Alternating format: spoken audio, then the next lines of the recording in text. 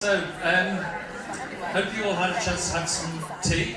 The working group we were in, we decided that having tea with more people and talking was actually one of the best things we could do about tackling mental health, so we've just practiced what we preach, which is good. We've now got a couple of case studies from organisations, so I'm delighted to welcome the Owl and the Coconut to share some examples of their work, so off you go. Hello, I'm Gemma. I'm from the Owl and the Coconut, and we are a mindful arts organisation. Lovely to be here today, and it's so nice to be in the middle, because I've already had a chance to meet some of you and work with you, and I think it's absolutely amazing and inspiring to be in a room in Manchester with all you people doing such amazing work. So thank you for being a network of people who do really, I think, help each other as much as we help the people we work with. I think we have real strength in our community of this work in Manchester, and I'm proud to be a part of it, so thank you for that. So at the Owl and Coconut, we share mindful art for health and happiness for all. So mindful art is, mindfulness has become quite popular in the last few years, but it's actually been around for thousands of years in different ways. Some of it comes from Buddhist meditation. Some people might have a kind of meditation practice in prayer or in habits. So might be something that you do that is mindful that you're not aware of. And then the way we combine it is with art, and I'm going to share some of that with you today, because the way we use art at the Owl and the Coconut is with the idea that everybody can create art. It doesn't have to be images that go on walls in galleries. I think along the way our culture's gone is that art's become a little bit elitist and confined in galleries, and we're about reclaiming art as just a way to express, explore and be in the present moment. So hopefully I'll give you a little taste of that in the exercise we do later. Oh, sorry, can I see that? Oh, sorry. Yeah. So our tagline is Stop, Notice, Create. So everything we do, we're trying to help people to do that. So Simone was very honest earlier from 42nd Street when she said she's not that good at being in the present moment. Simone, please come on one of our 8-week groups. Because that's exactly what we do. I've got a bandage on my hand here, and I was just saying to my friend Kathy from DePaul, who we've worked with a lot, that I cut my hand open yesterday while putting a barbecue away after camping. And as I looked, and I could see the fibres of my skin and the layers of the fat, so I was aware that it didn't really hurt. And I think that, for me, is why mindfulness is so life-changing, because if I'd have gone straight into reaction, which would have been just reacting to, oh my God, I can see inside my body, there's blood freaking out.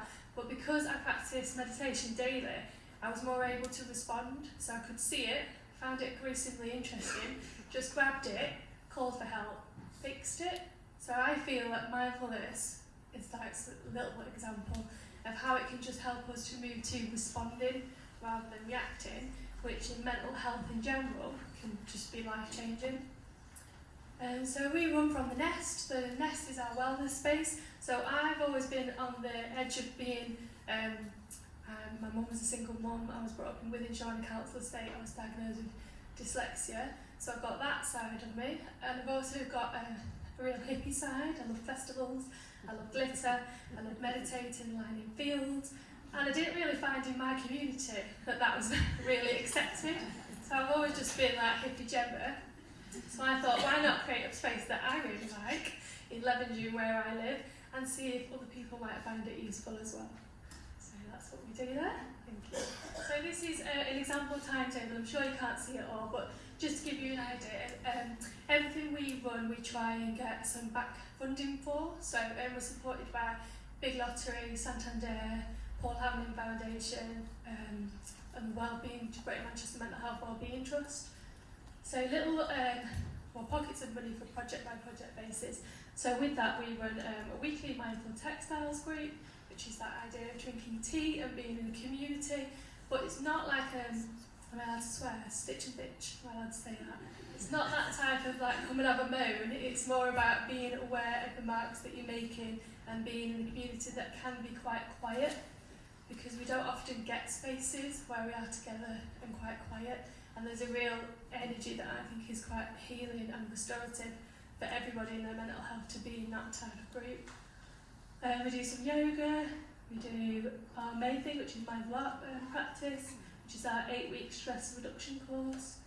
We do gong baths. Has anybody heard of a gong bath? Had a gong bath? Yeah? Yeah? So, no, well, you don't have to take clothes off. So, You can do if you like.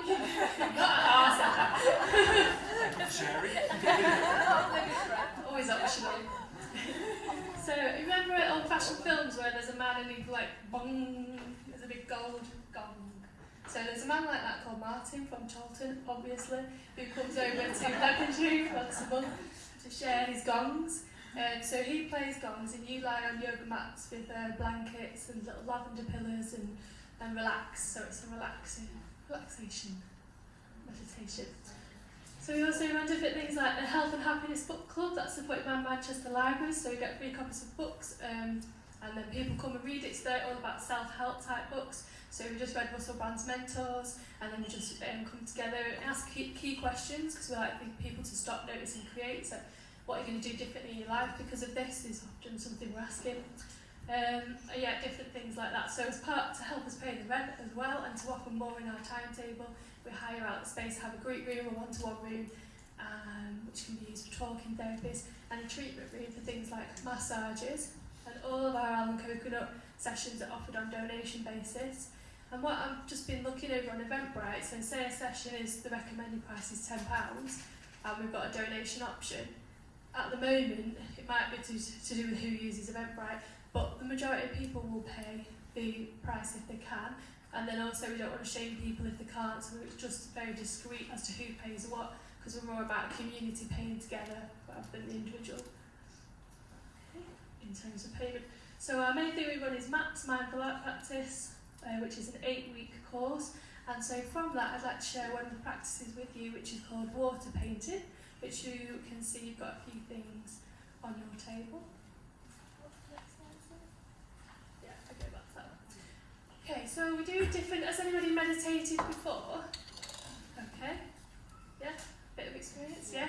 The gong bath people, meditate before? Yeah, so you should be levitating by the end of this. And for those of you that haven't, or if you don't think I'm not good at art, or any of those type of not good enough thoughts come up, just notice those, and if you can, just return back to the guidance. So I'm just going to gently guide you through this practice of water painting. So you should all have a piece of paper in front of you, a coloured one. If you don't like your colour, please swap colours now. You should also have a pot of water, so you can drink the water, it's just water, but I am going to ask you to dip your finger in it, so if you want to drink it after that just depends on you. It's a personality test and you can get the results at the end.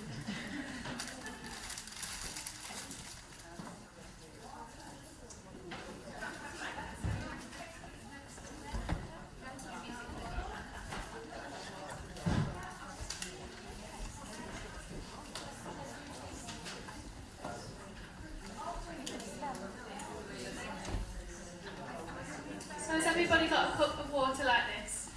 You can share one between two if you need to. Anybody not got a cup of water? Everyone got a piece of paper? Okay, so sometimes you can meditate with your eyes closed. You might have that idea of a traditional yogi sort of person, eyes closed at the top of a mountain. But I'm from Manchester, so I generally meditate at bus stops, because that's where I tend to be waiting. So that's the kind of approach that we also want to take at the Almond Coconut. So here we've just got a cup of water and a piece of paper. We're also trying to make it as simple and accessible in terms of art materials as possible. So hopefully this is something you could try again and have access to materials like this if you wanted to. So firstly, I'm just going to ask you to take one finger and put it into the cup of water. I just want you to feel the temperature.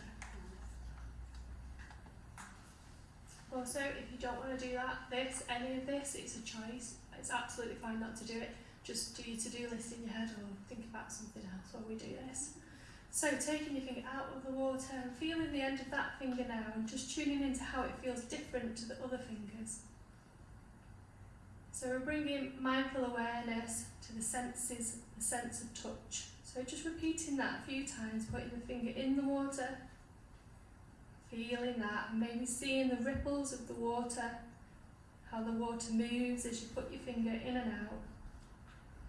Can you notice the point at which your finger is just on the very edge of the water, and just see the impact that your finger's having on the water? Noticing the texture, the temperature, and what the water looks like as you just play with it with one finger. And then with that finger, just taking the water that's gathered on the finger onto your piece of paper, and either making drops or moving it around to just make some patterns. And notice if the thinking brain, thinking mind has switched on into planning, which it might do, and that's fine. But if you want to just explore being in more of a being mode of mind, just return to an unplanned, just play, just flip the water, move the water, just watch as the paper changes, as you create patterns. And as you're doing this, just bringing your awareness to your breath, if that feels okay for you. Maybe can you feel any sensations of breath in the belly? Maybe feeling an expansion of a breath on the in-breath, and a release of the belly on the letting go. Can your breath influence the marks that you're making? Can you almost illustrate the journey of your breath? Noticing any sounds around you, sound of my voice, sound of the aircon, the sound of the marks you might be making. And then an opportunity to bring in another sense. On the table you'll see some little bottles with stickers on. They are essential oils. Every table has one except from your table near Simone at the back, so if somebody near there could just lend a bottle. If you want to, an opportunity to just put one drop, and I do mean you only need one drop because they're quite strong, just put one drop into your cup of water and beginning to notice the sense of smell, and looking and seeing how the oil has changed the surface of the water, and feeling what the oil has done to the water. So feeling the oil in contact with the surface of the water. And it's likely that the thinking mind will be switching on again at this point, might be guessing the smell or associating something with the smell. Often smells have memories. Brains like to link up information, so you might be starting to do that. I just invite you to return to the present moment, mode of mind. Just smell it, play with it, explore it, see what happens.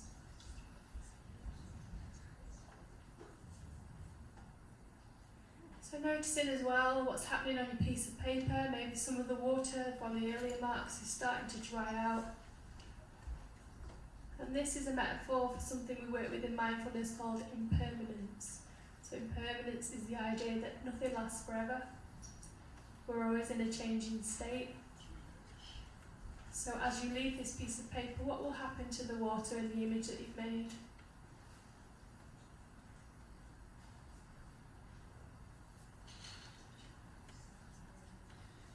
So the water will evaporate, the image will disappear or transform.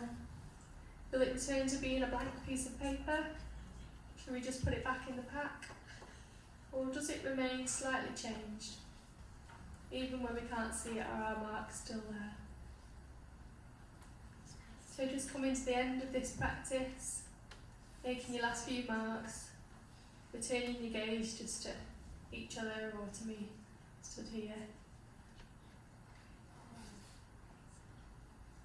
So, anybody like to share their experience of that practice? What was it like for you? Good, bad, indifferent? It's not a critique of me, it's just about your experience. Anybody brave enough to shout out? I first wanted to make a pattern with it, and I thought, no, stop thinking about it, just like, don't make a pattern, just do whatever. Brilliant, yeah, so noticing the thinking brain switching on, as it does a lot with art, and our day-to-day actions is thinking, planning, but trying to come to that being and just playing. So what happened when you did just play? I just flicked it. And I wanted to flick it at Janet, but I thought, no, that's not part of it. Always a bit of you. You said be playful. Yeah, So true. I was like, Playful, not naughty. yeah, no. Difficult. Anybody else similar or different to that? Kind of felt there was a bit too much action going on to get into the Yeah. done the thing with the raisin Yeah, raising exercise. and I found that was less of the doing, so easier to kind of Yeah. enjoy that experience, Mm-hmm. but on the whole an enjoyable experience Yeah. nonetheless. Thank you, yeah. So I always say that mindfulness is a buffet. There are many different plates available. So just that's why we as well we do an 8-week group and weekly sessions is to try the things that work for you, like anything in life. Yeah. Okay, thank you. So if you want to share any of your pictures that you've made or any information at all, I'm sure you all know the power of social media, so it's really useful for us and it'd be really nice to connect with you because we can then add you and follow you and build on this community. So please do find us on that information. I've got one more slide. Yeah. So that's just the final slide. So I've got a couple of minutes I think for questions. No? Come and see me afterwards if you've got any questions. Okay, thank you very much for having a go and joining us. Thank you.